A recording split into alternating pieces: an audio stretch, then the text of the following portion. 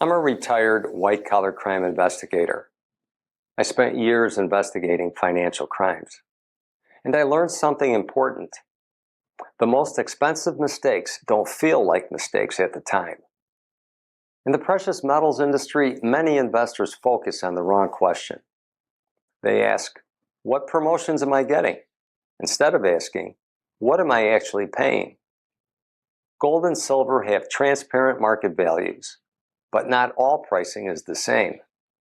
Many investors don't realize the difference until it's too late. The most important factors are transparency, pricing clarity, trust. No distractions, no gimmicks, just real assets at real value. The most protected investors are the most informed.